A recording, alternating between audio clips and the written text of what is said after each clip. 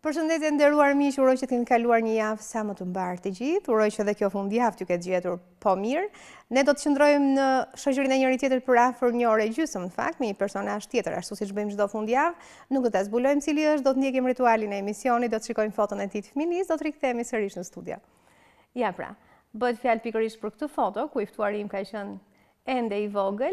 Të nderuar miq, kemi kënaqësi së bashku me ne në studio sonde të jetë zoti Besim Tula, piktor shumë i njohur, publicist, kurator ekspozitash, kënaqësi që ju kemi në studio.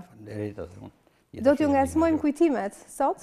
Shumë pjesë e bukur. Do t'ju kthejmë pas atje në Shkodrën tuaj, por edhe të gjithëve. Në fakt jemi të gjithë nga pak Shkodran. Shkodra na ka bërë që ta dashurojmë atë qytet, është qytet me tradita dhe kultura.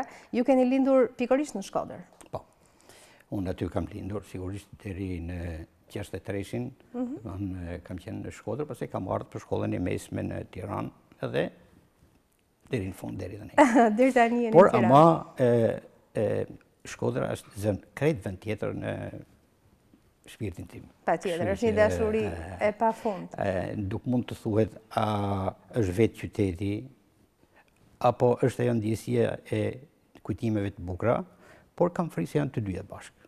Ndërthuren. Edhe qyteti është i bukur, një qytet që ka 3 lumej, një liqen të madh dhe 20 kilometër fillon deti. Pastaj vijnë bjeshkët. Pra është një qytet pothuaj begat. Ka dhe njerëz që duan shumë artin, kulturën, Patjetër. humorin. Patjetër. Ndalemi pak tek Shkodra, tek fëminia juaj, çfarë ju ka lënë në shëmbërës atje? Tani, unë do të shpjegoj mbasi pak edhe për familjen, që baba im është ulqinak, nga Ulqini, por i ardhur mjaft i ri në Shkodër, sepse aty ishin të martuara 3 motrat e tij, dhe ky për t'i shpëtuar, me sa duket, ushtrisë në Serbinë që i merrte, paraprakisht erdhi aty dhe pastaj nuk i takoi që të mos kthehesh më në vendlindje në Ulqinë. Kurse nëna shkodrane. Unë ditë them që prindit im si kam pa ndonjëherë duke u grindur, është e pamundur mos t'jenë grindur. Por jo në syrin tuaj. Kështu që gjithmonë edhe krijohej ajo ideja që shkonin mirë, që bënin respekt për njëri tjetrin e kështu. Si duket, edukata ka qenë pak më e lartë. Për këtë fotografin e fëminisë, ajo ka qenë një kujtim, bile është e grisur sepse është heq nga ajo tabela nderit në fund të vitit. Tabela nderit në shkollë. Ka qenë, sepse ashtu Po, nëzënsit e dalluar vjeshin tabela nderit. Dhe duke, kur mbaroi shkolla, pastaj, unë e mora të ndërgjën, sepse edhe më pëlqente si foto, ta kisha, kështu që kjo është... Pra, ju keni qenë një fëmijë që e keni dashur shkollën? Në fakt, ajo shkolla, në të kohë, me sa duket, ka qenë 10 vjeçari i parë, i mbas luftës, që mund ta quhet. Dhe të gjithë prindërit, dëshirën e tyre kishin një fëmijë të vazhdonin shkollën. Dhe pra flitesh për shkollën si për një gjë gati të shenjtë, që duhet ta bësh atë, sakrifikonin çdo gjë pra vetëm që fëmijët të shkonin. Jo, edhe në biseda flitesh, ky ka shku kështu, ka marrë këtë, ka dalë i dalluar, apo ka ndjek këtë përmbas dite këtë pjesë edukuese, pra të sportit apo të artit. Dhe bëhesh si bisede zakonshme pra që ti kuptoj ose presohesh nga kjo ide që shkolla është vërtet një gjë që duhet të vazhduhet dhe duhet të dalë edhe mirë. Pra nuk ishte fjala vetëm të vazhduar. Njëkohësisht kujtoj mësuesit që ishin mjaft dashur. Mjaft dashur. Sidomos dita e parë e shkollës mund kujtohet që sigurisht doja dhe prindin afër. Ashtu se të gjithë fëmijët, në fakt, që e kanë të vështirë të shkëputen nga prindit me marrë shkollës. Doja edhe prindin afër, me sa duket, si duket, mungesa e një parapregaditje kështu për të kopshet apo çerret. Nuk e kishte bërë detyrën mirë. Atëherë kjo e ditës së parë që doja Por ajo mësuesja ishte shumë e dashur, shumë kujtohet vuni diçka si lula të kur kishim çuar i te banga. Ju ka tërhequr vëmendjen në një farë. Edhe u qetësu gjendja dhe vazhdova normalisht. Atë mbaj mend, domethënë herën e parë si reakcion që doja. Pra kur keni shkuar ditën e parë të shkollës, jeni shkëputur nga nëna juaj. Dhe kjo, pastaj erdhën natyrshëm ato. Vinte natyrshëm. Kemi pas mjaft nxënës të dalluar, të zot në klasë dhe kjo me sa duket nxiste pak edhe atë dëshirën që do t'i konkurencës në një farë. Një lloj egoje pozitive. Mos t'jesh aty. Këto të gjitha pra kanë qenë pjesë, besoj si edhe për shumë bashkëmoshatarë të mi, që i kanë pastaj përgatitur atë që të ecin edhe më gjatë në jetë, të kapin disa rezultate të cilat mendojnë që kanë arritur diçka. Nuk e di, nëse në lëndët tuaja të preferuara, ishte vizatimi në atë kohë? Tani, bojrat janë magjike, të se drejta. Unë shkoja nga herë tek puna e babës, ka qenë kuzhinier në një restorant në qendër të Shkodrës, dhe aty afër ishin një grup kinkalerish, të cilët ekspozonin edhe ngjyra të beta. Në atë kohë ka pas edhe një farë lirie të këtyre turistëve që vinin nga jashtë, Çek, Gjerman, dhe ato pikturonin nëpër qytet. Edhe ishin shumë të sjellshëm, domethënë ti mund të rrije dhe atë nuk të thonin largohu. Po kjo ishte gjë mrekullueshme, që është e drejta, se ti menjëherë shikoje transformime të ndryshme, se si një qiell, duke i vënë një ngjyrë të hapur, fillohesh kthehesh re, bëhesh si re, pastaj vente një të kuqe i fuste pak zeza apo diçka bëhesh si ngjyrë tulle që bonte çatin. Por ju duke një magji në një farë mënyre. Domethënë të kisha mundësi të rrija shumë kohë bile aty, mos i bëja merak prindrit. Dhe kjo pastaj lidhesh thash dhe me atë kënaqësinë e shikimit të tubetave. Me sa duket ja kam pas shprehë edhe babait, i cili mbaj mend që më pat blej një seri bojrash. Ishin bojra ujë? Ishin tempera. Tempera. Bojra ujë. Dhe aty ka pa qenë dhe diçka që nuk e dija, vazhdon tash që i fusin poshtë jastekut ato që quheshin gjëra të shtrenjta. Po ti çka kishe ndruar. Bojrat ishin gjëra më e vogël që mund t'i mbaje poshtë jastekut, sepse mund futeshin dhe këpucët ndonjëherë. Po, ato pastaj. Por mbaj mend që mora ato, dhe ishte vërtet një gëzim shumë i madh në mes, kur i hapje, kur e nxirre, pastaj rritë edhe pak ujë prej tyre. Që do të thotë në çfarë moshe keni qenë kur ju keni bërë kontaktin e parë me bojrat? Mund të ketë qenë mbase ke 9 vjeçi, 10 vjeçi, kaq, mbaj mend. I vogël. Po, mjaft i vogël, por ama që të them të drejtën, kështu ato shikimet e këtyre artistëve që punonin e kështu, mbase mund të them edhe na kishin civilizuar çik ne që shikonim, si derdhte atje. Ato ishin ngasmime në një farë mënyre që ju do të merrni rrugën e jetës më pas për të bërë piktor. Edhe kjo pra mbaj mend këtë, por pastaj nuk dija si t'i përdorja. Se nuk përdoreshin atë formën që përdorin ato, këto ngrinin shumë shpejt, shkrishin me ujë, pastaj delnin jepnin vija. Dhe u regjistrova në atë kohë që quhej Shtëpi e Pionerit. Shtëpi e Pionerit për pikturë. Ati ishte një ambient vërtet i mrekullueshëm. Kishte fëmijë bashkëmoshatarë, sigurisht edhe më të mëdhenj, shumë talentuar, jashtëzakonisht. Mbaj mend që profesori, një njeri mjaft i gjerë, Gaspër Zojzi, ai vinte nga shtëpia me një dosje mjaft të madhe, të mbushur me vizatime dhe me fletë riprodhimesh të veprave të artit, që ti pastaj do t'i përdorje si model për t'i kopjuar. Për t'i kopjuar, pra.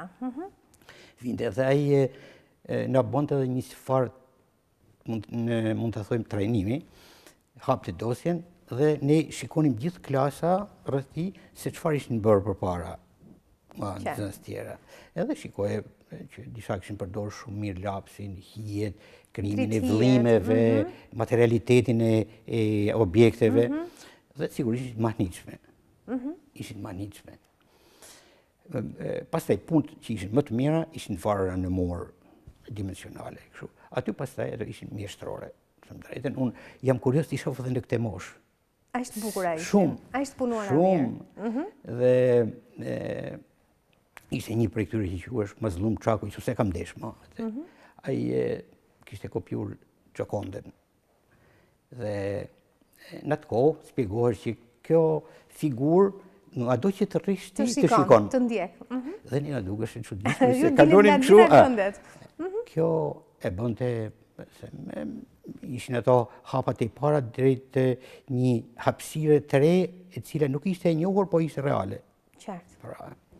Dhe këto punime tash më kanë ngel kujtesë gjatë për këtë njerëz talentuar, pastaj këto nuk vazhduan. Dhe si kam parë më në e kanë ndërprer aty rrugtimin e tyre. Këtu ndërkohë është një foto që na jep regjia, jeni në shkollë, besoj? Po, kjo është mësuese Maria. Mësuesja juaj e cila arriti të qetësonte kur ju ndat nga nëna juaj? Jo, kjo është e klasës së tretë. Është e klasës së tretë. Pra, keni bërë me mësuese të ndryshme. Po, sigurisht.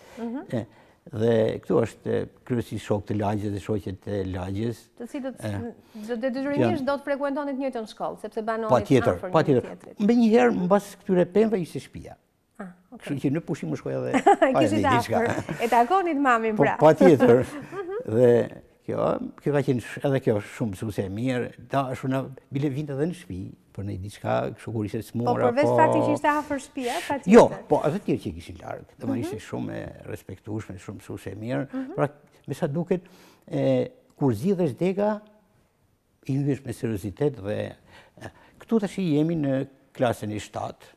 Këtu jeni më të rritur. Po, më të mëdhej. Kjo është mësuesi Sadia, një mësuese shumë energjike e gjuhës, dhe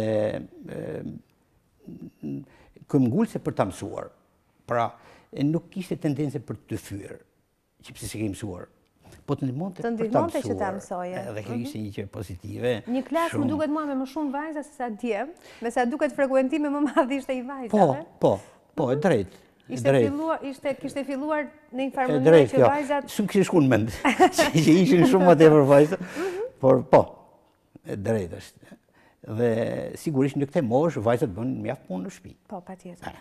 Domethënë ishte si traditë që mas shkollës edhe bënin punë në shtëpi, rregullonin dhe sigurisht gjithmonë ishin vajzat të rritura tani.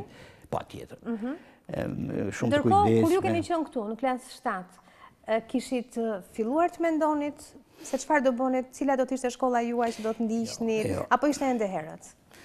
Në fakt kjo u finalizu në shumë më përpara, për arsye sepse unë në klasën diçka në klasa 4 fillova në shtëpinë e pionerit të shkoja, në rrethin e pikturës, dhe një farë mënyre pra ishte filluar që të merrte formë shumë të qartë ideja për të vazhduar.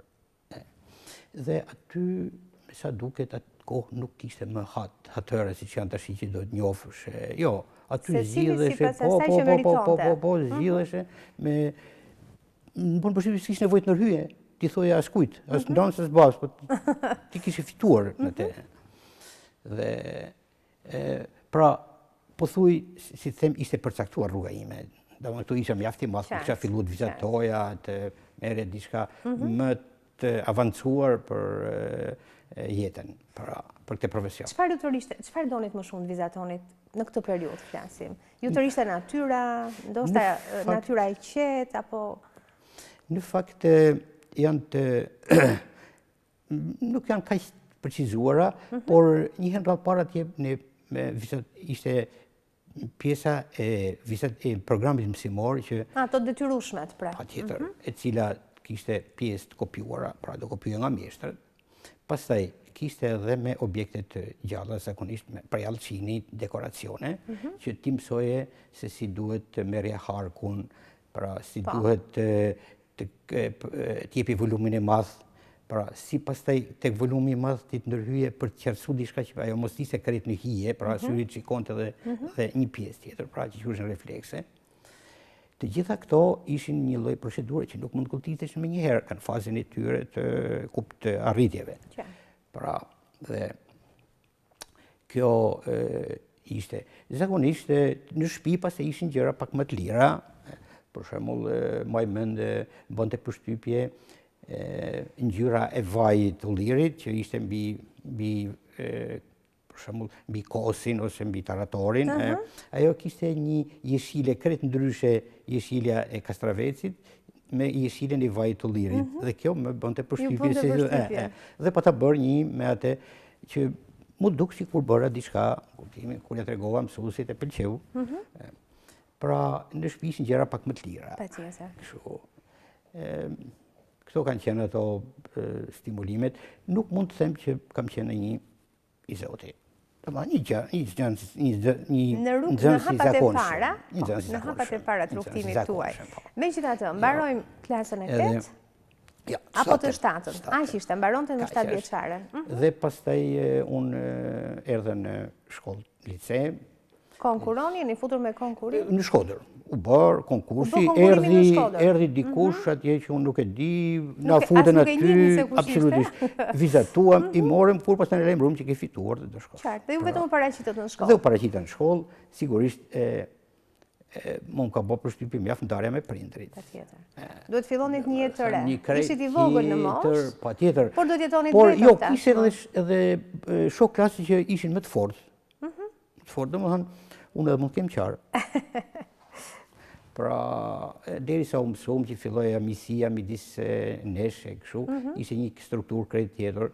Për shembull që duhet të bie me orar, zgjoheshe me orar, duhet haje me orar. Duhet shkoje në mens, patjetër. Pra, imagjino tash në ishte një mënyrë tjetër të jetuari. 5 gjysmë të zgjoheshe nga gjumi, të shkoje të bëje tualetin, të rregulloheshe në 6 haje mesin, po kush i mësua në ora 6? Në ora 7:30 ose edhe pa ngrënë, hanim në pushim. Po, e kishe shtëpinë afër. Ishte një strukturë krejt tjetër, pra. Por pastaj u mësuam. U mësuam me to. Nuk kishim kontrollin e prindit, për shembull, që për detyret apo diçka. Nuk e di, kishte persona kujdestar të cilët kontrollonin? Po ata ishin, jo, ato ishin kujdestar për qetësi.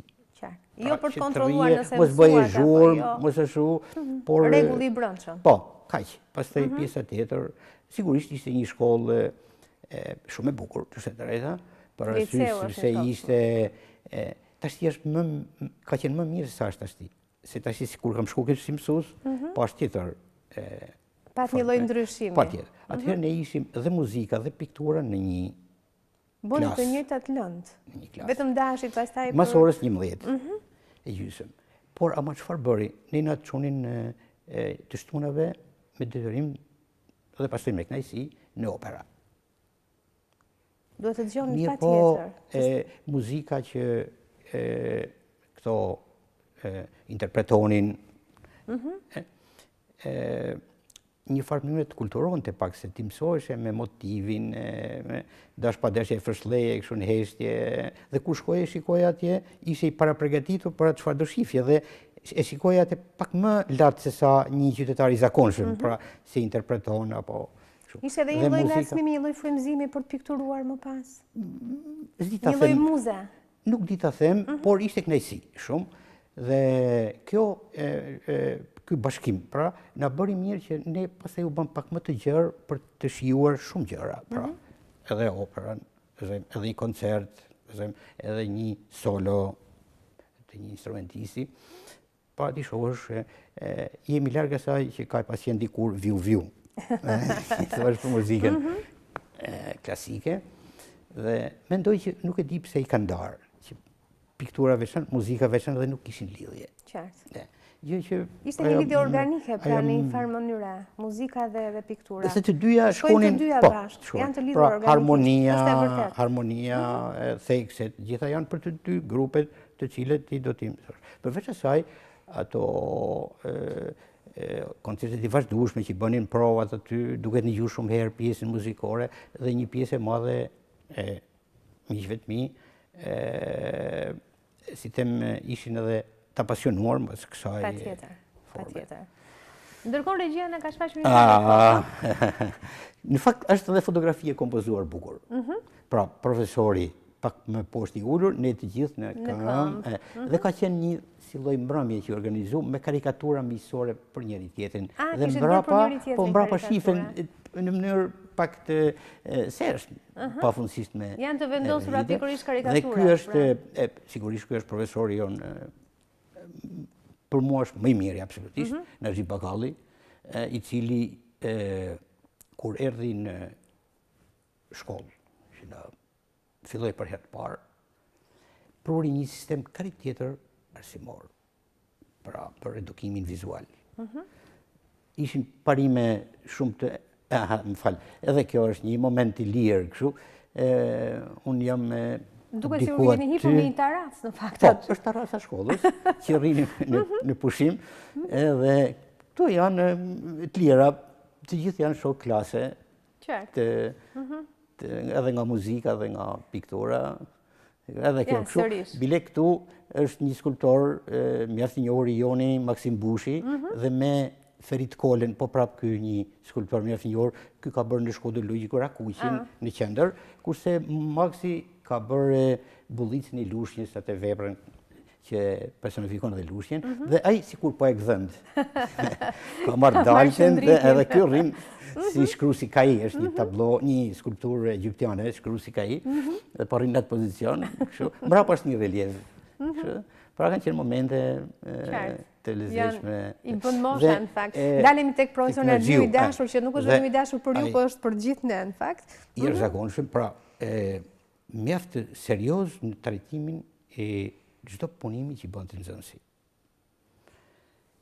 Mbaj mend erdhi dhe për herën e parë ne kontaktonim me parime të caktuara të krijimit. Pra, vizatimi duhet ishte me një linjë, me një vijë. Çfarë bënte kjo? Kjo bënte që ti pastaj pjesën që do ta mbushje me ngjyrë, aty të krijoje mundësitë më të mëdha që të vendosje raportet me njëra tjetrën, lidhjet. Sa më e komplikuara tjetë ajo, si të them, ndërmarrja që ti bën, aq më i paqartje, sepse ti duhet të bësh një për njëjtën kohë 4-5 veprime, po është e pamundur. Në njërin do gabosh. Atëherë ky kishte ndarë shumë mirë dhe kjo ishte edhe një prej parimeve të artit modern të asaj kohe, kur pra vizatimi me linjë ishte mjaft efektiv. E kanë filluar japonezët, arti japonez, aty me otamarën. Por ky e pruri aty dhe na dha dhe një kështu kurajo. Në qoftë mos e ver ngjyrën e zbehtë. Ngjyrat tjetë e fuqishme. Pra, në qoftë se është një okër, në qoftë se mund, ti afroje më shumë me të verdhen. Dhe ajo merr tjetër gjallëri. Këto që një impulse që të them drejtën ushtrinë në të gjithë shkollën dhe mbaj mend që është pedagogu që ka ndikuar pafundësisht tek shumë artistë. Bëri një revolucion, do të themi kështu. Dhe thash, mund ta krahasoj me ndikimin që patën Beatlesat në kohë. Për ne. Qartë. Dhe sigurisht thash ai përveç që shpjegonte mirë, por kishte edhe një sy të mprehtë për vëllimin. Tani kur je përpara një modeli, një kështu ndërhyrje e vogël, kur je para modelit, mund mos jesh në gjendje emocionale të mira diçka dhe mund të shpëtoj karakteri. Qartë. Për ta kapur. Po. Dhe është bela kur merr penelin dorë dhe do t'i japësh nxënësit shembull. Se mund të gabosh. Patjetër. Diku. Ky ishte absolut. Nuk gabonte kur profesor Ergjiu. Absolut. Merrte lapshin. Bile pastaj ajo të vinte keq ta prekje atë zonë sepse ishte super mjeshtrore. Dhe duke qenë atill. Ishte e paprekshme. Pra, absolut. Dhe nuk hezitonte që t'jepte sekrete. Dhe tjetra, pastaj ishte mjaft i gjerë. Mund të fliste për etnografinë.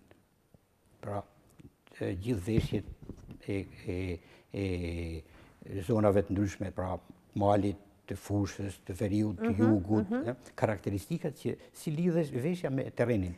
I mirë studiuar, pra i dinte në detaj. Dhe në një pyetje që e pa ta bërë para para pak vitesh, i thash, si është e mundur nga ke marrë këte gjithë e bagazh, se në atë kohë, të më drejtën, ishim me të kufizuar dhe... Po, pa tjetër. Më dhaj shqegim, po më prapë nuk jam i bindur. Dhe më thënë, gjithë e gjërësi ishte. Dhe thash për mua, unë në shumë raste vazhdoj ende me mësime që i ka marrë prej ti. Pa tjetër, profesor Naxhiu shumë dimensional. Dhe me gjitha shumë njeri.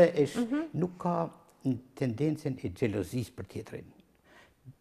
Dhe më thënë, vjen dhe shpreh respekt, po ju trembër syri, përke doj që zakonisht tjetri tërhiqet pak, nuk ka xheloz, dhe janë gjërat mrekullueshme për një. Patjetër. Pra ne të fola me kaq gjatë për te, sepse dhe mua më vjen shumë mirë në fakt.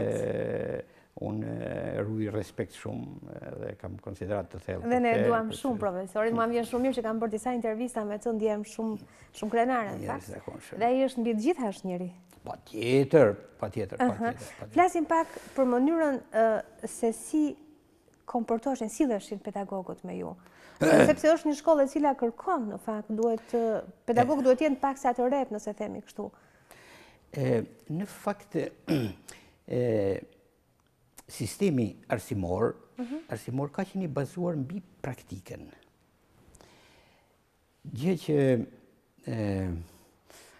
që kjo ishte si e tejkaluar për kohën që jetonim. Dhe në vitet 90, ne them drejtën, unë ndodhem i pak si përballë gjërave jo fort të pranueshme. Pse? Arti kishte evoluar në kërën drejtim tjetër, ishte shkuar. Dhe duke pas atë, se në fundit kultura është edhe mënyrë shikimi. Patjetër. Pra, duke qenë kjo lloj marrëdhënie, ne ishim mjaft të pa informuar. Domethënë, nuk kishim dieni për instalacionet, nuk kishim dieni për performancën. Megjithëse vishin në një revistë aty, po e kalonim. Çfarë don ky që është varur që morrim kështu? Nuk duhej prekur në fakt. Jo, edhe na dukesh kështu, edhe nuk të tërhiqte, nuk ju bënte përshtypje. Sepse betejë zhvillohesh krejt në një rrugë tjetër, pra në atë profesionale. Qartë. Dhe brezit tim i është dashur të bëj një rrotullim jo të vogël për të parë që arti ka mundësi shumë më të mëdha se sa kaq. Kjo pastaj sigurisht që një ndërmarrje që zgjidhet se nga të shkoje përpara nga filozofët, nga estetët, nga artistët, pra që të merrja jo, informacionet për të lexuar diçka. Dhe ajo, them drejtën, na është dashur një punë jo e vogël, sepse tha shkolla ishte mbështetur mbi parime të mjeshtrisë dhe për shembull në shkollat perëndimore, në përgjithësi viti i parë, siç kam informacion, është pothuaj gati është vetëm për njohuritë estetike, filozofike, pra bëhen leksione, teori, që pastaj ajo zbërthen shikimin, ose ajo drejton shikimin. Drejt praktikës. Ndërkohë një tjetër foto. Po, profesor Saliu. Një tjetër nga profesorët. Ky është artist pasionant, kështu mjaft i gjallë, energjik, ka një inteligjencë të jashtëzakonshme. Edhe kjo për mua është një prej veprave emocionante të tij, kështu që performen kompozicionale, është një vepër që kompozicioni nuk të del kaq lehtë, po nuk ndjeve thellë brenda. Pra, ky krahas kulturës që ka, por kishte edhe një nuhatje shumë të hollë për vizionin, pra për atë çfarë do të krijonte. Flasim për Vojokushin, ëh? Nëse nuk është pikërisht Vojokushi mbi tank. Sepse është e prerë pjesa. Dhe bile ky tregon edhe një ngjarje të interesante, thotë që ky kishte mik një zdruthar. Dhe herë pas here i vite në studio. Në çdo krijim ka momente kur ndjen njeriu një farë si dyshimi për atë çfarë ka bërë. Nuk është i sigurt. Dhe nga njëherë po e kaloj këtë, pas e vazhdon normalisht, ose po nuk po i dha, ky moment mund të jetë një zgjidhje e re.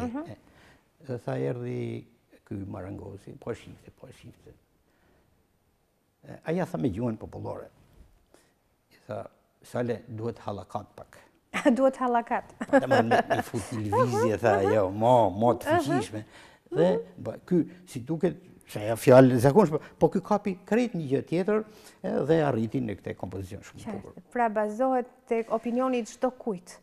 Mira është ta mbajë dritaren hapur njeriu, por ama problemi është që zakonisht një krijues është një shikim, një mënyrë shikimi, pra si e shikon jetën. Dhe në përgjithësi me kalimin e moshës artistët ndahen. Dhe është krejt normale, për arsye sepse ky i beson asaj rruge deri në fund dhe tjerët i shef gati si me mangësi, edhe është normale, si me mangësi sepse nuk kanë rritë këtu ku kam shkuar. Pastaj ka artistë mjaft tolerant, me kulturë të madhe që pranojnë shumë. Po betejat kanë qenë që në kohën e përparshme, që në rilindje, në kështu që kanë pasur dhe thy njëri tjetrin gigante duke qenë të dy, por nuk arrin të bashkohëri se ishin largu mjaft. Nuk ishte më rrugë bashkimi. Okej, ne do të vazhdojmë, do të bëjmë një shkëputje fare të vogël. Publicitet. Jemi rikthyer në këtë pjesë të dytë, nderuar miq, po flasim pikërisht për ato vite ku jeni në shkollën e mesme, jeni shkëputur. Jo, këtë shkollë të lartë. Menaxhiun ishte. Okej, profesor Naxhiu ka qenë fakultet atëherë. Ja. Në të mesme ishte kundërta. Naxhiu ishte... Pikërisht pra. Ne jemi në vitet e shkollës mesme dhe mbarojnë 4 vite e shkollës mesme, shkojmë në fakultet. Po, sigurisht. Një tjetër mënyrë e re të jetuari.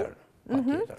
Tashmë student të rritur, por në një fakultet që edhe emrin e kishte ndryshe nga fakultetet e tjera, por dhe mënyra e studiuarit, mënyra e të sjellur ishte ndryshe, pedagogët ishin ndryshe. Po tjetër. Këtu, pasaj quhesh bile ishte një mënyrë krejt tjetër ajo e shkollës lartë, që her mas herë ne kur bënin në një vizatim apo diçka në shkollë të mesme, mas i shifnim ekspozitat që organizojnë studentët e akademisë, institutit, mundoshim të imitonim ato. Dhe her mas herë përdosh kjo, pas ke bërë një vizatim si prej instituti. Aty pra ishte një mënyrë tjetër e shikimit, kanë qenë pedagog Danish Jukniu. Këtu jemi me grupin e klasës. Shoh edhe një ushtarak aty në mesin tuaj? Po, ky ka ardhur në të mesme.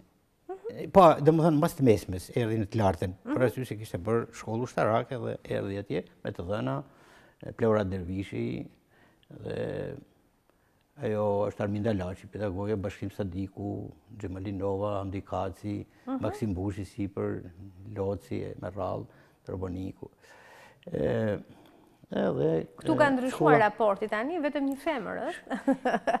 Pak sa më shumë maskiliste piktura. Jo, janë edhe 2 tjera.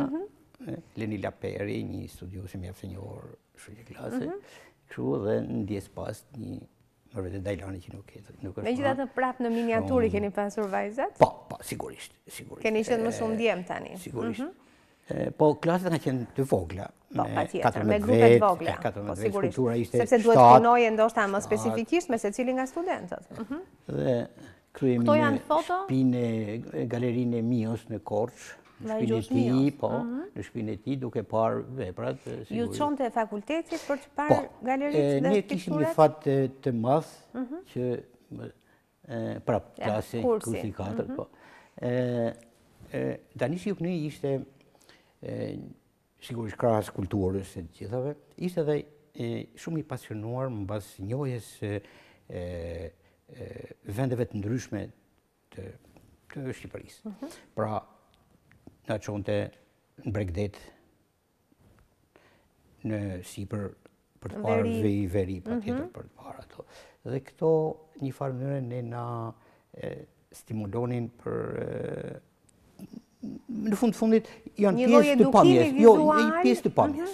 Sepse, si ta thashe, ajo nuk dihet se nga njeriu do të marri, a do të shkoj, kush është, do të hapen shumë gjëra, që ti pastaj do zgjedhësh. Dhe bile dhe zgjedhjen, ndonjëherë dhe mund ta vesh ndryshim dhe edhe ndryshon me kalimin e kohës, por këtu është një formim pra thash krejt i lirë, që e fillum tek formimi. Dhe ky pra na krijoi këtë mundësi që na çonte në shumë vende. Dhe një prej këtyre ishte edhe njohja e linit, e Korçës dhe Voskopojës.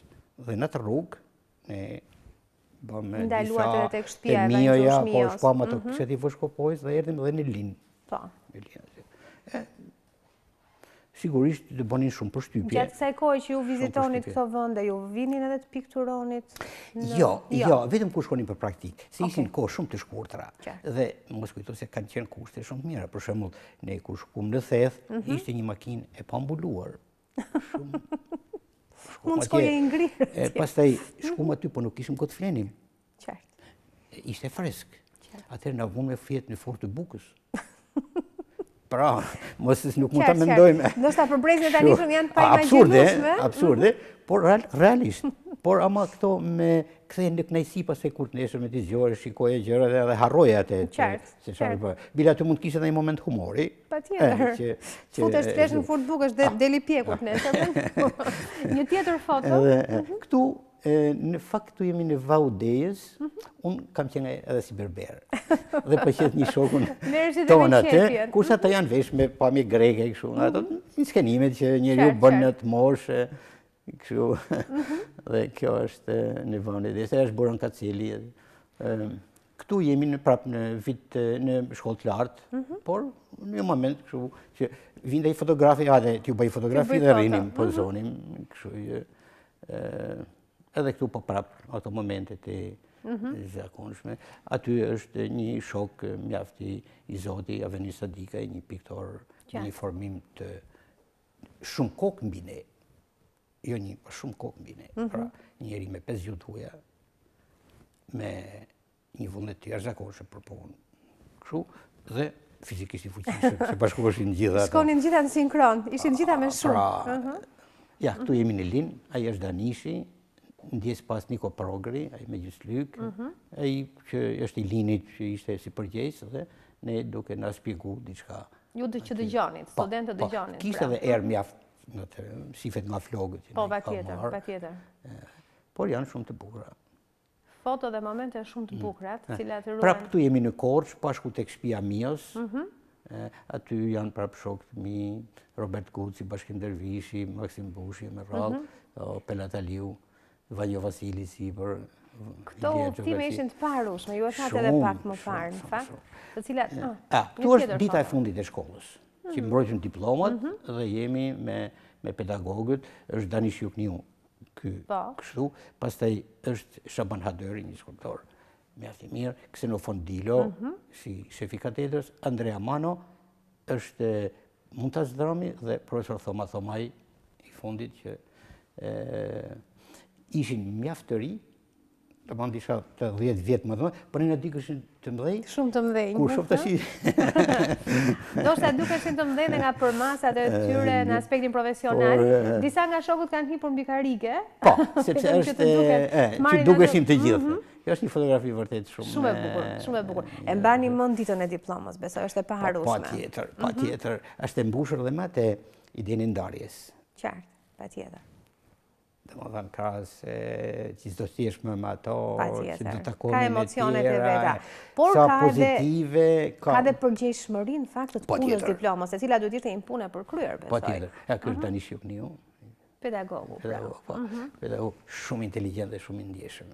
Gjunaf që iku më heret, sigurisht nuk ka bën jetë të qetë, se duke pas gruan polake, e transferu në Shkodër, kjo është po prap i punuar nga Jakub Keraj, ka bërë një portret të Danishit. Shumë e bukur.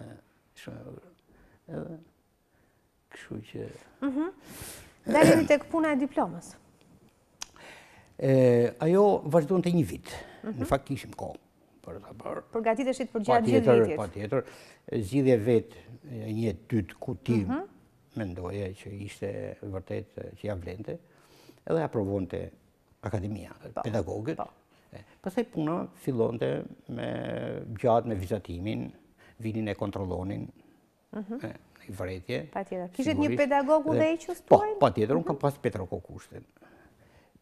Secili kishte pedagog të tij. Ai në fund pastaj bënte një lloj oponence, se pedagogu fliste diçka për atë krahas edhe vetë artistit. Në fakt, në të kohë pa të fillu liberalizmi, ishim vitet 71, 72, kur ne na mësonin, na detyronin e herë që të bënim diçka ndryshe në krijimtari, pra të përfitonim nga eksperjenca kubiste, ekspresioniste, nga këto. Sigurisht hapat ishin mjaft. Filluan të ndiheshin rrymat e ndryshme. Hapat ishin të vegjël se ajo është edhe një filozofi. Patjetër. Nuk është vetëm një mënyrë bërje, por është një filozofi, pra është një qëndrim. Ajo që një periudhë për mua mjaft e dashur, se kishte konfrontime, stilesh, gjërash. Jepte mundësinë të shprehurit më ndryshe. Patjetër. Dhe që ajo që quhet pranverë e vogël, pastaj erdhi. Që pastaj erdhi kundërta totalisht. Pra unë kujtoj sigurisht edhe ato ditë e fundit të punës, kur nuk më pëlqente një blu që ishte mbrapa. Ishte, në fakt, ajo ishte diçka kështu rinore, një tablo ku një grup kishte humbur, një grup kishte fituar, siç ishte jepesh flamuri. Kush dilte më mirë në ato. Dhe ky moment ballafaqohesh. Se ishte ideologjike, patjetër duhet kishte një ideologji brenda. Në fakt, tash ato vinin mjaft të mbështjella. Për arsye sepse ishte thjesht ti do shkoje të punoje atje, pra do të nxirrshim rrënjë nga toka, ose do bënim terracën. Në darkë dikush kishte arritur si brigadë ose si grup, më rezultat tjetri jo, dhe jepesh një si flamur. Pastaj fillonte mbrëmja vallëzimit, e cila nda kapanonet kështu edhe kaq ishte. Pra ky moment ishte ku dy grupet, njëri si të them humbës edhe tjetri pozitiv, kishte fituar, këto ishin ajo subjekti vizuali. Këto ishin me linja shpërthyese, këto ishin të qeta, të drejta. Ky ishte ajo, si mund të them, skem vijesh. Dhe kur e ndërron nga fundi, pastaj thu mos po bëj gabim se mos ishte më mirë ajo që kisha. Je dyshues në vetvete. Po sigurisht, edhe që ka qenë pas edhe në atë pa gjumë, kështu ose me siklet kështu thjesht të nesme, kur e pash pastaj edhe shok që e quajten si normale, ula. Të mbaj mend domethënë atë para se të mbrojë diplomat. Kështu që unë e kujtoj këtë me kështu. Më bëri përshtypje sigurisht në sallë, kur u mbrojt, se mbronim këtu ku është shtëpia e oficerëve, ka qenë lidhje shkrimtarëve, artistëve. Aty e bëshin bëshin mbrojtjen e diplomave, nuk bëshin fakultet pra? Jo, i transportonin, jo, i jepnin një farë... Patjetër. Dhe salla kishte njerëz për të parë, vinë edhe kënë studia Gjironte. Pra është një... Gjëna që ka humbur, ajo se është një mundim. është një mundim shumë serios një studenti që shkon për herë të parë përballon një diçka me përmasa. Patjetër, patjetër. Dhe mbaj mende që nga salla u çu një burr i ri, edhe filloi të fliste me një farë simpatie për punën.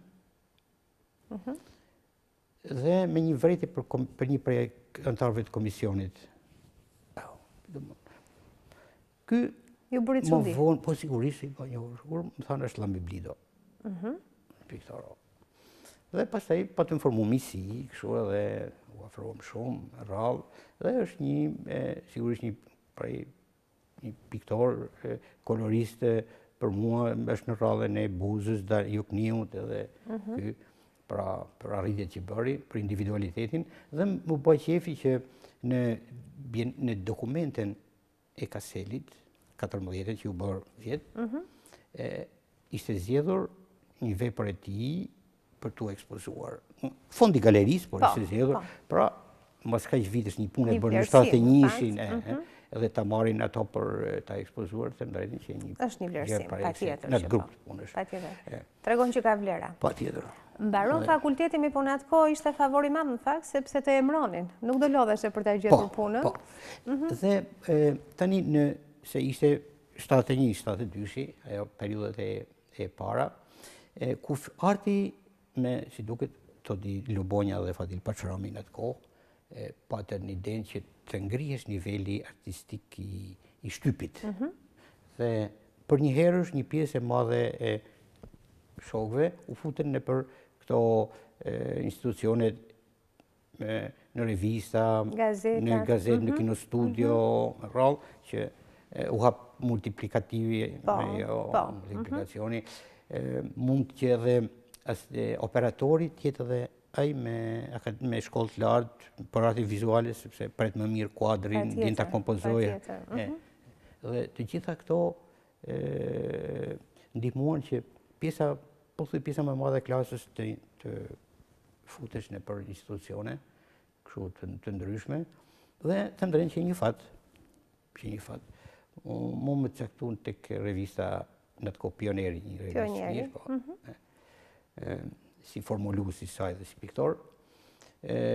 Shok të tjerë, për shumë Robert Kuci, ai ishte tek 10 Korriku, bile për këtë do të tregoj edhe gjë humoristike.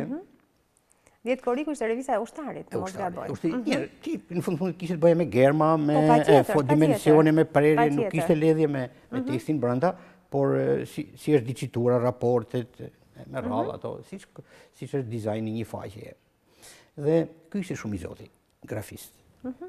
Shumë i zoti. Mirë po, dekani ja kishte vënë syrin për ta marrë për pedagog. Mirë po, ishte emruar atje dhe atëherë shkon tek shefi i kuadrit. Edhe sa ka marrë për një punojësin tuaj që do më ta marrin atje. Kush është ky më? I tha filani. Ase kishte një gjë një herë. Dhe po, është i zoti, vërtet ka që i zoti është, po shumë i zoti, po se javim ne atë. Se asja ditë e emrin është në. Kështë gjë ngeli pasaj atë, por ka diçka humoristike kjo, sa e bëri këtë veprim. Kështu që pa them për unë disa në galeri të artit, shku në Vlash Durbonikut, kinostudio, tek multiplikacioni bili u po dhe shef atje.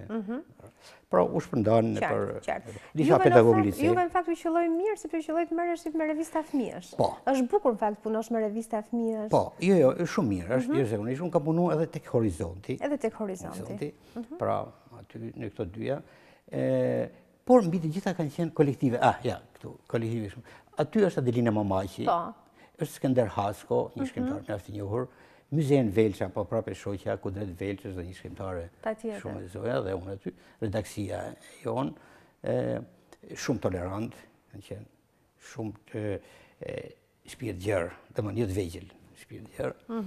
Këtu jemi një moment kështu duke parë për formulimin e revistës që kjo diapozitiv avlen apo të vend të tjetërin me kërredaktoren, duke bërë ato si të mbiseda të zakonshme. Revistat e do të kështoheshin më shumë vëmendje ishin pikërisht revistat e fëmijëve. Po, të kishin edhe liri, sepse duke qenë të ilustruara, ti kishe mundësi pak të përdorje gjëra më, si të them, për hir fëmijës. Këto ishin personalitet në fakt kulturës, pikërisht ai staf me cilin ju punonit ishin personalitetet të kulturës. Ishin njerëz të cilët, siç ju thatë, ishin shumë të gjerë, po ishin shumë profesional. Po sigurisht. Dhe këtu kam qenë për një 15 vjet, kam qenë mësues në liceun e natës, dhe aty jam, si duke korrigjuar në një nxënës me nxënësit tuaj. Kjo ato... Megjithatë ne ndalemi pikërisht tek vitet që keni punuar në revistë. Ishin vite, siç po thoshit dhe ju, punonit me njerëz profesional, me njerëz shumë të gjerë, shpirtërisht.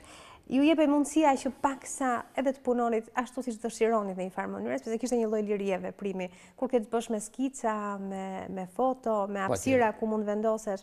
Ndërkohë kanë qenë kështu piktor ilustrator shumë të mirë, shumë serioz. Në fakt serioziteti i punës ndjehesh në gjitha drejtimet, për cilësinë e shkrimeve, për kontrollin e shkrimeve nga ana gjuhësore. Patjetër. Absolutisht, s'lejohesh ajo. Dhe për atë që ajo një revistë, si them, e kuptueshme për moshën. Po. Pra ishin disa gjëra. Sigurisht ideologjia kishte pjesën e saj, por për atë punë që bënin ishin profesionistë shumë të zotë, përkushtuar. Aty është Llami Blido, këtu është në moment. Foto më përpara, ju lutem regjia, një foto më përpara. Ja, ky është piktori Llami Blido, i bashkë aty duke bërë me sa duket një konferencë apo diçka. Prapa disa fëmijë, me sa duket do jetë në një aktivitet. Po, këtu është me duket 30 vjetori i revistës. I revistës. Po, për vetë faktin se ka fëmijë. Po, 30 vjetori i revistës. Këtu është duke punuar. Ndërkohë, këtu jemi në këto mbas pune, domethënë lidhja shkrimtarëve organizonte kështu. Këtu është në Dajt, jemi në Dajt, janë të ndryshëm profesorë, thom ai është Muntaz Drami, profesor Kristaqi, Rama, Robert Guci, Costa Bey tani është në Amerikë, është fotograf në Amerikë. Kështu duke ndajnë tavolinë që siç mblidhesh. Po. Këtu është Besim Kruja, është një artist. Nuk i lë momentet e humorit Besimit dhe kur është jashtë skenës.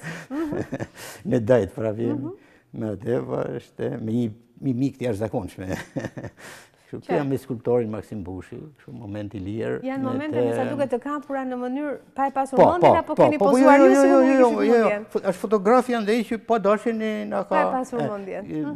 Këtu prap është një moment, një nga ato ekspozitat e qeramikës në akademi, që jemi duke parë. Ajo është pedagog Bashkim Dervishi, që po përgatit diçka me sa duket, edhe ne që po rrim duke e parë.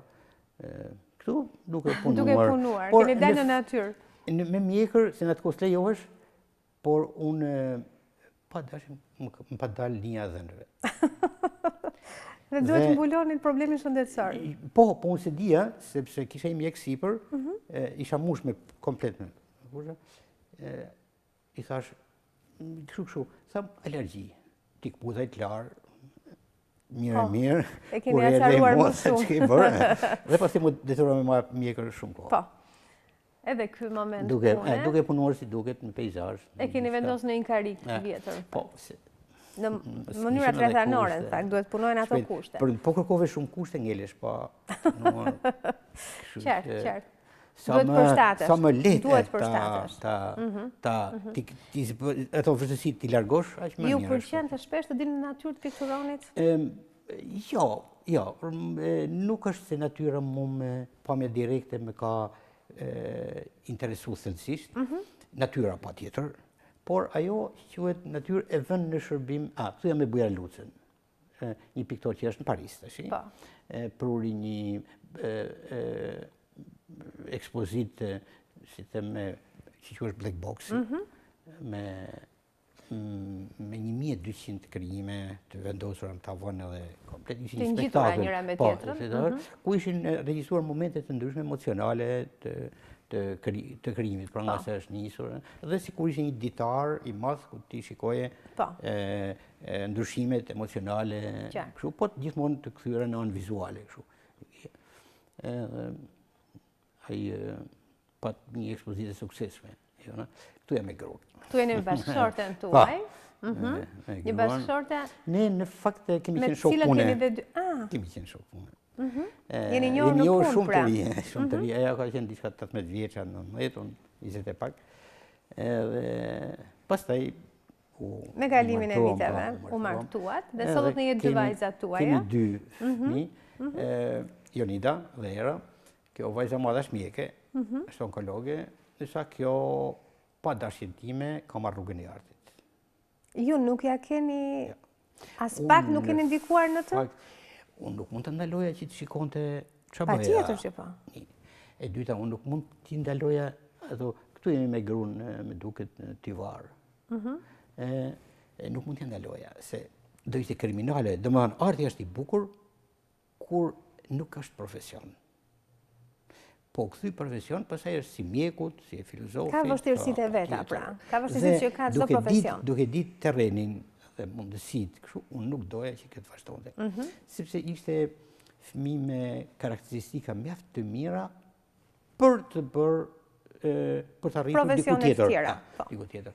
Dhe bile unë deri në vitin e 4 në akademi, i thoja, leje shkollën, 3 vjet në jetë nuk janë në gjë madhe.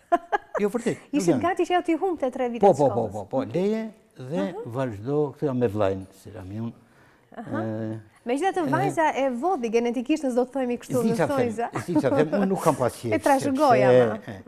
Ajo ka pas një vullnet të jashtëzakonshëm. Ne në fakt bënim kështu. Në këtyre ju pat ndodh periudha e ikjes së dritave. Po. Që besoj edhe ju do keni shijuar. Gjithë e kanë përjetuar, nuk ka shpëtuar askush. Mirë, po shkolla nuk njeh atë iku drita, por din këtë tjetrën që ti do mësosh apo s'do mësosh. Kujdesesh zakonisht për vajzën e madhe. Dhe unë i bleja 14 qirinj. Që lexonin se ishte mjek. Sigurisht. 14 lexonte. Për këtë 2 qirinj. Kësa i lironi me dhomën e gjumit, kjo shkonte në banjo. Dhe më bani përshtypje një herë, sepse gruaja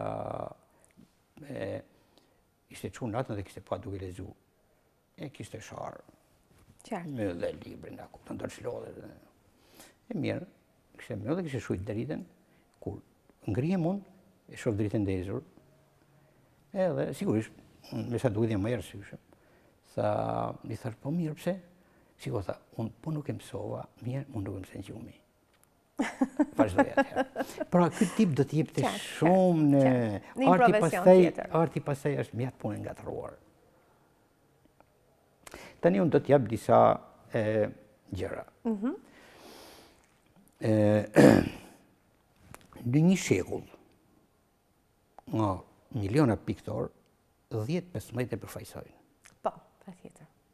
Po, është tadis, dhe më thonë të haqosh jetën për një gjë që ti nuk arrin të shkosh deri diku. Nga gjithë prodhimi botëror, se në fundit një krim, një prodhim është, pra një vepër arti është një prodhim. Vetëm 15% arrin të shiten. Pra, edhe nga ana tregtare nuk ka ndonjë vlerë. Pastaj, që një autore ka një nga ato studiosit amerikan, thot që një artist të shkoj në vendin që duhet, duhen 50 vjet mas vdekjes. Si imagjino sa është prezident se janë gjitha këto. Kështu që nuk e shijon dot kur punën tënde dhe artin tënd. Arti është gati një përkushtim gati në thojza fetar, që duhet t'i besosh dhe vetëm t'i besosh dhe të mos gënjesh. Sepse një devijim i vogël tak mund të spostohesh. Kritika e kohës, për shembull, është mjaft e përhapur sepse arti bashkëkohës është mjaft i gjerë. Tani, krahas këtyre që mund të quajmë si të veta, siç është video, performanca me radhë, tani kanë dalë edhe gjëra të tilla. Për shembull, është një artiste e Amerikës Latine, thotë që të mbarosh një veprim, kjo quhet vepër arti. Për shembull, marrim një vajzë të dhunuar dhe kësaj i gjejmë të drejtën deri në fund. Kjo quhet vepër vizuale. Këto hapësira nuk i ka letërsia, muzika, që dalësh krejt nga terreni jot. Të shkosh. Tani, a mund t'ja ndalojmë ne, mund mos e quajmë kur ajo e realizon deri në fund këtë? Në fund ka drejtën e saj që tjetë. Pra ne thash edhe kritika është përballë produksioneve që s'kan nga herë fare lidhje me atë çfarë ke mësuar por që ti duhet të mbash qëndrimin e vërtet ndaj tij, sepse përndryshe tregon dhe tregon dhe mos përgatitje tënde, është një kufizim. Dhe kur ndjek botimet në revista, në librat bashkëkohëse kështu, jo të gjithë kanë po të njëjtit artist. Pra ca fusin kanë konsiderat për disa tjerë që kësi ka. Kështu që terreni nuk është kaq i pastër. Sa mund të qenë në periudhën klasike, apo romantike, apo ekspresioniste, që ishin shumë më të precizuara. Kjo është gjë shumë e mirë, sepse janë hapë janë hapur horizonte të pafundme arritjesh, pra njëri nuk është detyruar t'i besoj vetëm i diçkaje, pra nuk ka më rëndësi ajo me teknika, rëndësi ka idea. Dhe tashti kjo ka marrë një prioritet shumë të madh. Krahas të mirave të mëdha që ka arti bashkëkohës. Ka dhe ai sigurisht atë mangësinë e tij ose vërtetësinë e tij, që nuk e bën as pak më të lehtë se në periudhën e vjetër të rilindjes së këtyre. Për arsye sepse krijimi mbaron me idenë. Krijimi mbaron me idenë. Në qoftë se ti futesh në territorin tim me një ide, bën si them një lloj në thojza kopje. Pra hapësira është zgjeruar, por është edhe zvogëluar. Dhe pra kur arti s'ka qenë një veprim i thjeshtë. Është vërtet. Është një, pra imagjino pra që çfarë konkurrence, çfarë kur duhet kur në miliarda njerëz vetëm 15-20 vetë do të futen. Duket pikërisht nga numri, në fakt. Okej, ne do të bëjmë një tjetër shkëputje publicitare. Publicitet. Jemi rikthyer në këtë pjesë të tretë, nderuar miq, minutat po shkojnë pa e ndjer, në fakt, sepse kur flet për artin asnjëherë nuk e ndjen kohën. Megjithatë, unë në dorë tashmë kam një botim, i cili ka ardhur pikërisht nga ju, të ndjesh pamjen. Nuk e di pse ka ardhur, si ka ardhur ky botim, pse ka lindur nevoja që të vijë ky botim. Unë kur fillova si mësues në lice, i pyeta nxënësit me radhë, ke njihni si autor, si artist. Pjesa më e madhe e Michelangelo Leonardo, një vajzë më thot Piero della Francesca. Ngela më thënë të rritë, po kësi, sa unë kam qenë thënë Itali emigrante dhe atje në shkollë e kam mësuar. Me erdhi mjaft keq, të më drejten, për këtë mungesë kulture, kur kishte nxënës shumë të mirë, të pasionuar, dhe atëherë unë fillova të formoj disa tekste, shumë të thjeshta, sigurisht. Për t'i ardhur në ndihmë. Për të shpjeguar atyre diçka mbi artin. Domethënë pjesa e parë është si punë, që ose mund ta themi si estetik, pra parimet, për bukurinë, dhe pjesa e dytë është gjuha e pamjes, pra me çfarë mjetësh përdor ti për të realizuar imazhin. Më ka kushtuar shumë gjetja e riprodhimeve, cilësia atyre, me radhë shtypje, sepse i kam ndenjur mbi kokë, për arsye sepse një imazh i keq nuk shpjegon atë çfarë ti flet. Ndikon keq pikërisht tek ata që e marrin në dorë. Atëherë unë thash fillova këto, përdora një metodë shumë të mirë. E bëja në dy mënyra tekstin. Një si dialog, tjetrin pastaj teksti drejt. Dhe i pyesja, ke doni këtë apo këtë? Ishin më shumë të dialogu, sepse pyetja me përgjigjen tha na ndihmojnë. Dhe sigurisht më bë qefi për këtë. Atëherë punova mjaft gjatë. Shkoj goxha vite. Po, patjetër. 6 vjet, gati 5 vjet.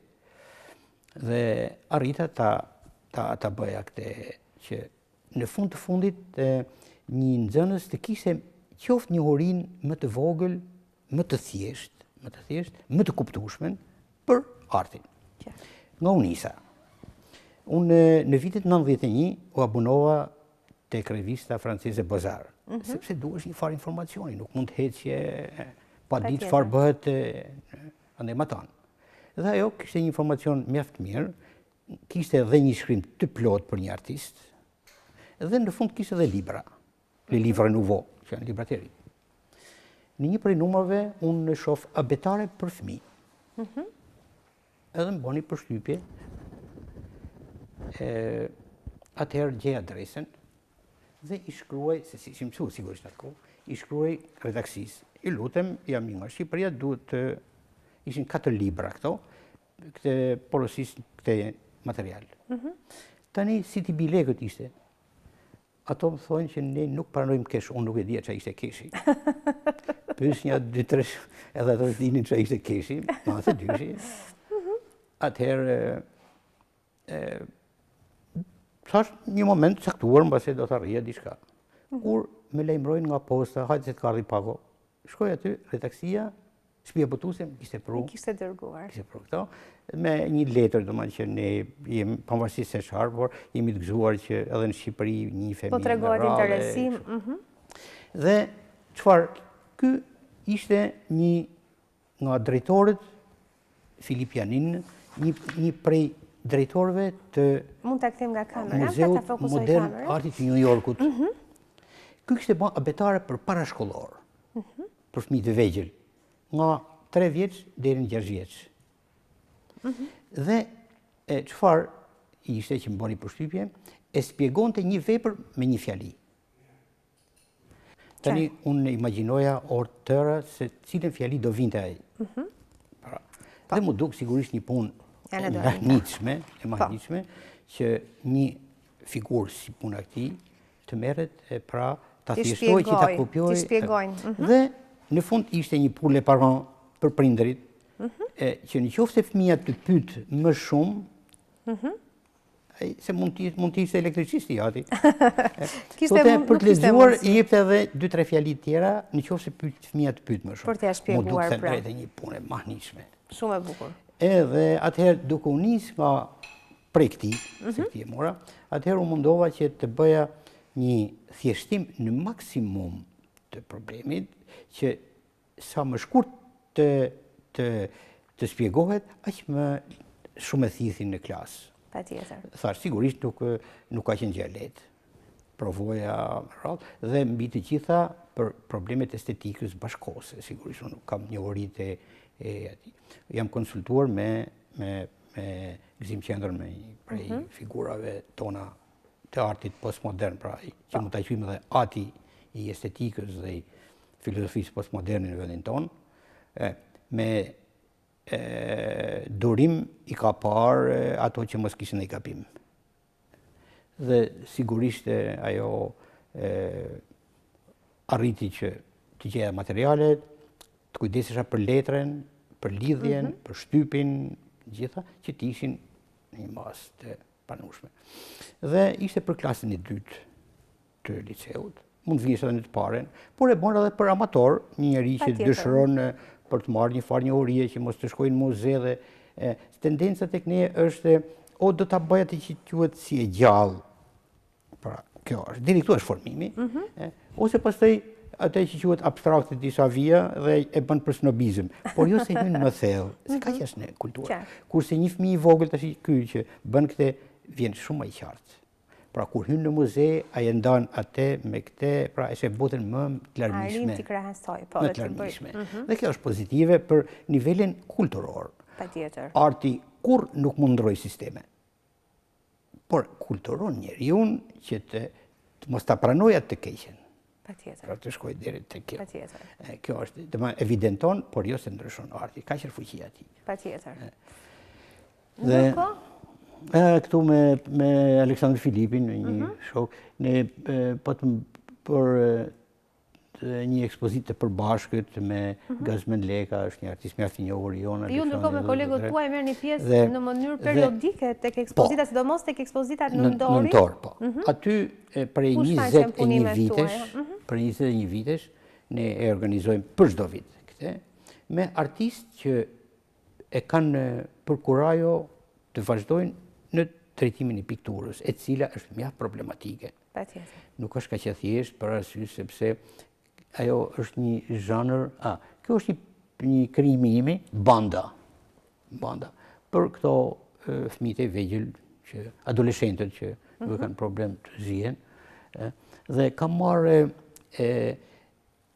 këto që shkruhen, jo street artin, po ata që shkruhen grafiti nëpër mure. Po, grafikat nëpër mure, ku ai shan ose bën tall atë kundërshtarin e tij, pra, dhe kam marrë nga të kam fotografuar, dhe pastaj kam kaluar nëpër figura që të lidheshin vëllimet ose, si të themon, duke reale, dhe pastaj ajo, që mund themi, e brendshmja. Pra që është një kombinim i të dyjave. Janë bërë njëshme, sa duket me njëra tjetër. Kjo është një punë e viteve 90.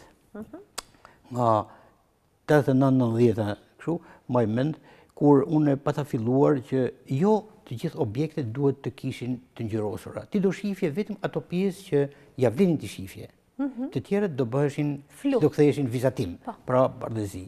Dhe ajo ngjyra e shalqinit në gusht, e cila vazhdonte deri tek figurat, apo një refleks i qiellit mbi një prej thelave të shalqinit, që me gjithë detin, me hijen, kishin gati të gjitha një ngjyrë. Pra ishin ca përpjekje për të shkuar drejt kryesores, të evidentosh vetëm atë çfarë të quan të rëndësishme për ta shprehur. Qartë. Çfarë ka dashur pra thot autori? Kështu.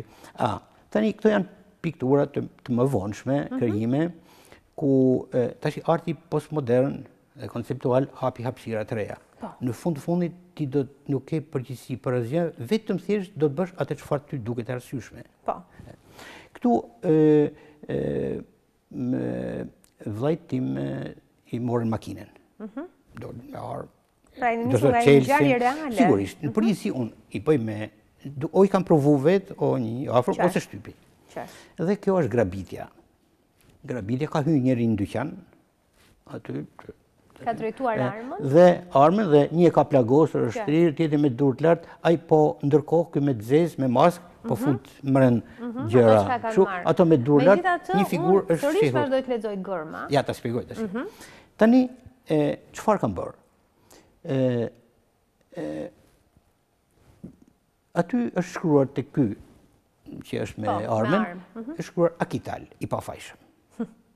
Dhe kam marrë një nga këto letrat e gjyqësorit, dhe kam kopjuar, ku duket të ky është me durë lartë janë rreth i fulës, tek ai që ka, janë rrethët, thot ministria, me radhë, dhe firma e gjyqtarit, që ja ka dhënë. Pra është një... Që ka dhënë pafajësisht, pra? Që është një ironizim i së vërtetës, si them. Dhe kjo është një pra pikturave ku mu më lejon të shi. Kjo është grillat. Ky është një moment ku tek ne ka ndodhur, figura shtetërore, apo kanë arrit deri në përdhunime, apo haraqe që të abuzime, pa tjetër, me postin për i vend puna, për diçka, dhe është një që vetëm po rrinë, ajo, s'ka pikë ndjenje, dhe ky që po vazhdon veprimin, mbrapa është del, është një kompjuter, ajo skema e kompjuter, është flamuri kombëtar, dhe foto e presidentit, që është e prerë, që të regoj që është në zyre. Pra që t'jepja sa më thjesht elementa të zyrës. Mënde kam fut vija të qimbulojnë këto të grillave të gjë fshehur që ndodhë. Pastaj, këtu quhet krye familjarët.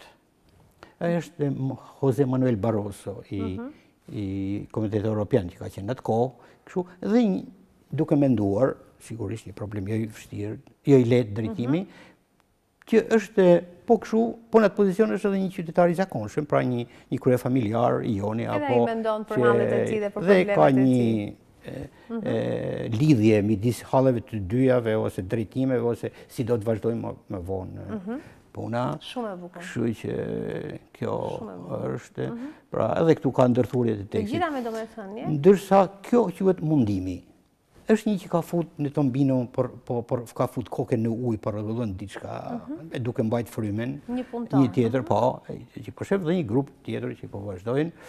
Aty uji që ka dalë anash, dhe ka marrë këto shenjat kur jepet parlamenti për votimet janë në formë rrethesh. Ato, kush voton pro, kundër e me radhë, ka marrë ato skemen e atyre, e kanë vënë aty, dhe ka shkruar të lexohet 140 deputet për 2.821.000 njerëz. Që mundohen. Shumë e bukur.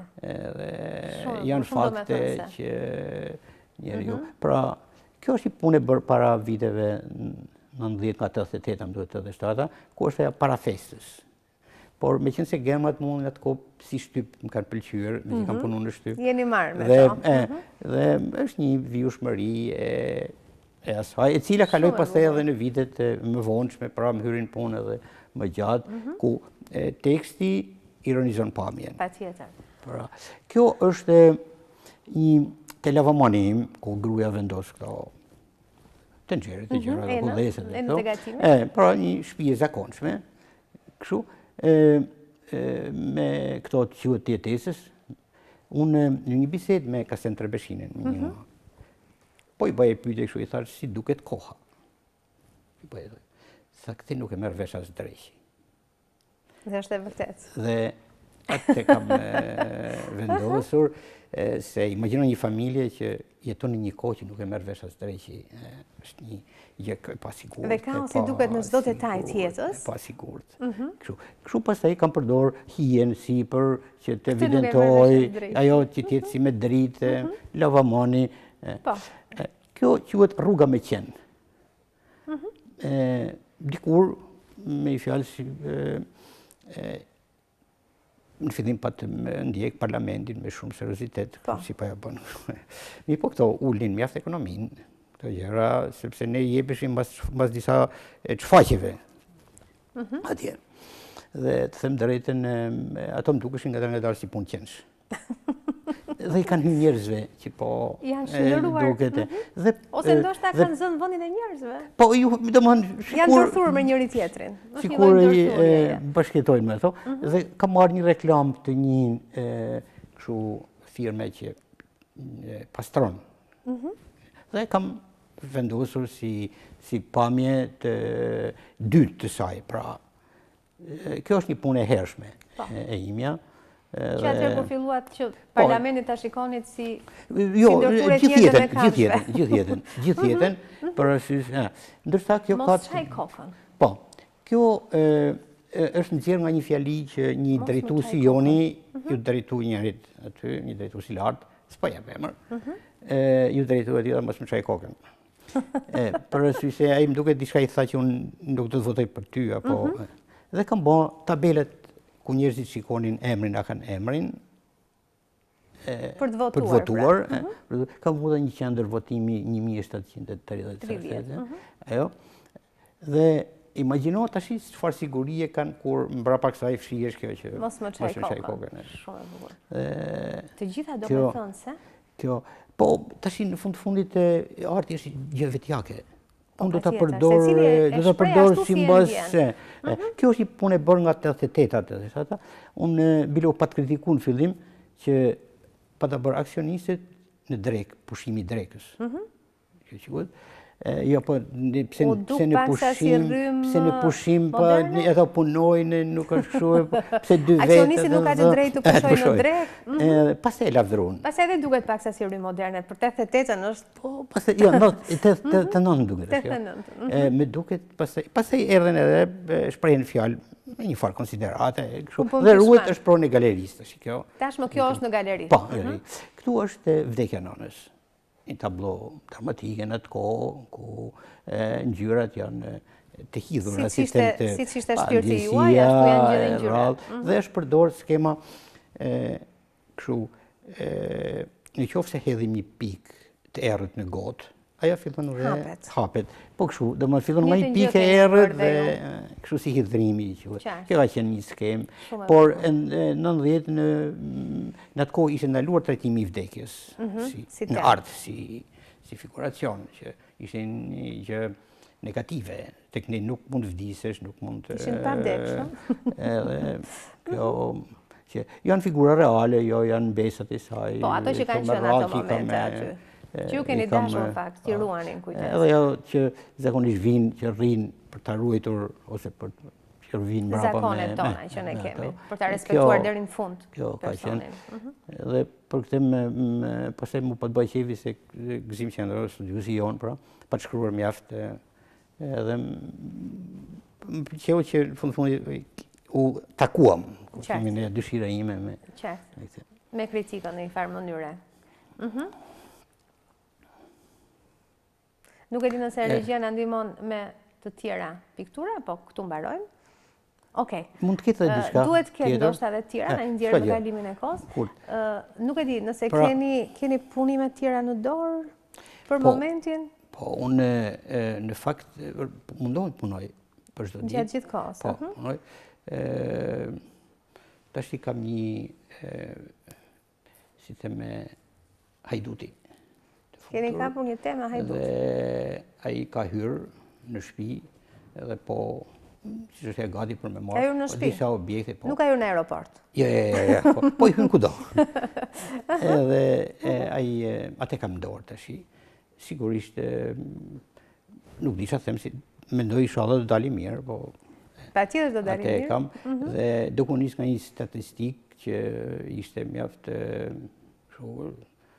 që e nxora nga shtypi, 345 krime për 100.000 banor, domethënë ishte një statistikë mjaft. Pra gjithmonë në gjitha punimet tuaja ju therni, ju prekni. Jo, është realiteti, është realiteti, nuk është se është në dorën time. Qartë. Domethënë vjen vetë ai dhe nga sma. Më sugjeron pra e provon njeriu, ndodh nuk mund të shpëtoj edhe unë nga vjedhja. Edhe ju të gjithë mund bien pre. Pra problemi është që ajo është në kohë dhe sigurisht unë nuk mund të rri indiferent dhe më duket po se trajtova s'kam dhe ç'a bëj. Kuptimi më duket sikur harxoj jetën kot pastaj, po që se nuk. Këtu jemi në një ekspozitë nga 95-a ku është kritiku Anton Kuqali, kritiku jon, Shëllam Biblido, Stefan Taçi, një artist me një kolorit shumë të inteligjent, kështu edhe pasionuar, dhe unë aty në galeri kombëtare pa të më hapur të tre bashk. Ishte bashkëpunim? Po, ku e mbajti fjalën Anton Kuqali, ai referoi diçka. Tash kjo ka diçka humoristike. Ajo është shoqe klaset e imja, por punonte në televizion. Dhe erdhi për të intervistu kur u hap ekspozita. Tani, dita para shumë e rrëmujshme. Patjetër. Se isha dhe si organizator. Fillova me fol, sigurisht, dhe ajo po bonte. Mie po fol, se më marrën dhe fjallë, se nuk ishe përgatitur për atë. Edhe pastaj thash po pushoj, s'kam ç'a bëj. Nuk kam mos e çfarë them. Po, le ta regjistrojnë. Dhe nuk kam ç'a them tjetër. Po unë kam kohë që them prite. Ju kujtuat se ajo u thoshte flisni. Shumë e bukur është. Këtu është ajo që kjo ekspozitë ne e kemi çuar dhe në Shkodër. Dhe kemi marrë dhe me artistët shkodëran. Është momenti i hapjes, ku është një artist Sytki Ibrahimi, një shkodran mjaft i njohur, dhe drejtori i galerisë së Shkodrës, Gazmend Krasniqi, që në atë kohë drejtonte atë, dhe duke folë me sa duket për në ata momente për ekspozitën, për këtë lidhje që bëhesh, ku sigurisht Shkodra është një qytet që vërtet ja vlente, krahas është qyteti im. Patjetër që po, por janë njerëz që e duan vërtet artin. Domethënë aty është qyteti që ka piktorët më shumë se të tjerët. Pra kanë nxjerrë figura që nga kohët e vjetra deri në kohët tona, ai ka prodhuar. Siç është kjo pikpyetje, por me sa duket ka shumë elemente, që nga pamja relievi, që nga kultura, që nga ndërtimet, që nga veshjet, që bin mbi vizionin dhe pastaj ato transformohen në idetë e artistëve. Patjetër.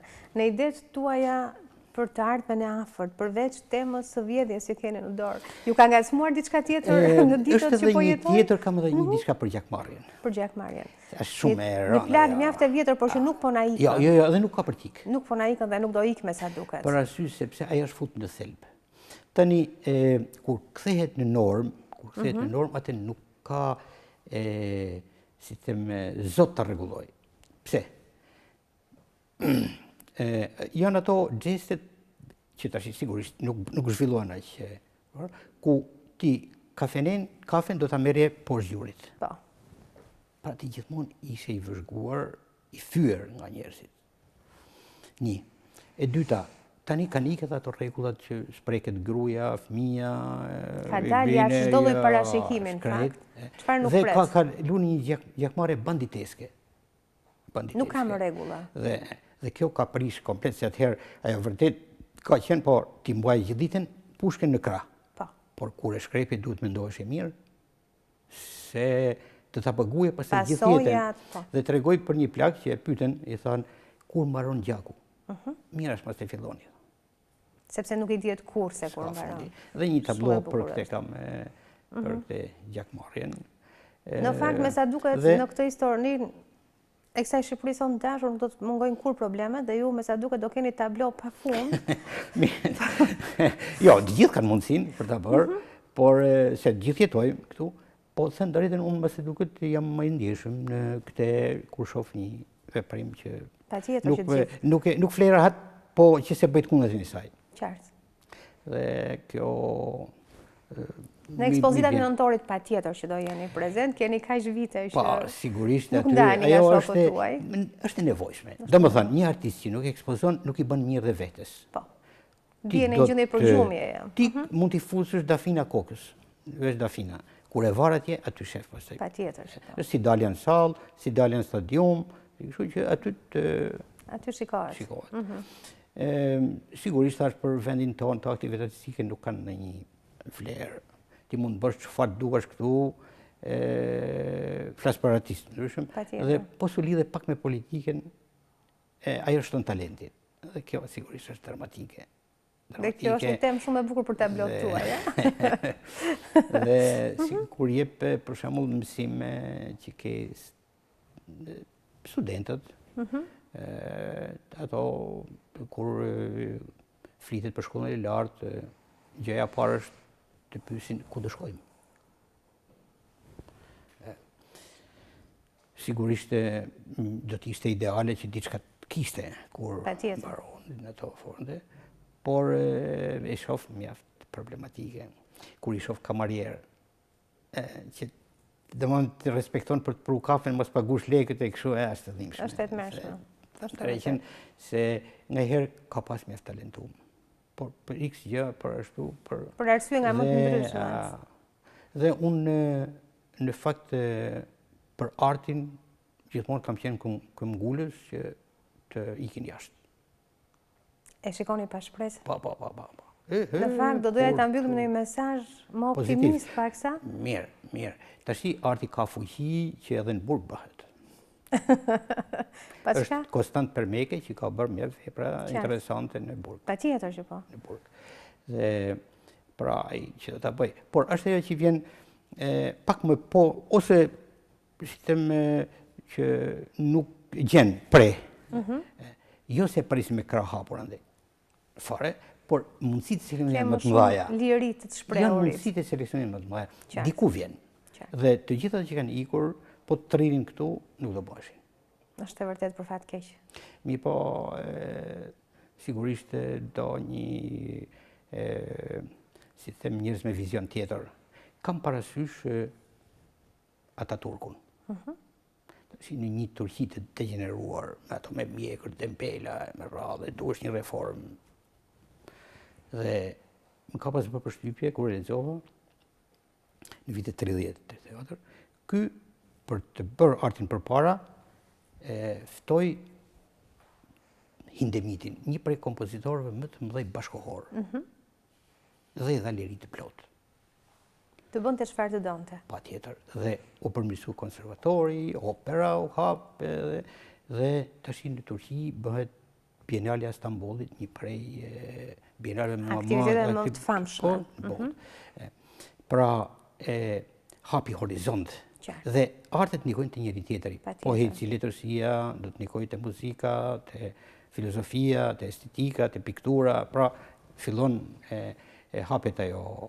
Dhe gjithë kjo energji pozitive shkon tek njerëzit pastaj për hapet.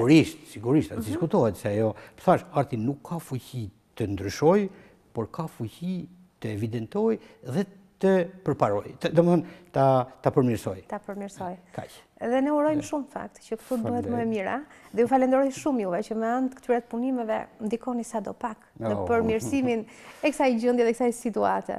Se kam menduar këtë, por më shumë kam pas nevojë që ti nxjerr, se përndryshe është një nevojë e brendshme e artistit. Do bëja skopjo. Faleminderit që erdhët në studio. Të nderuar miq, faleminderit që qëndruat me ne. Do të ritakohemi sërish fundjavën tjetër. Deri atëherë kaloni bukur.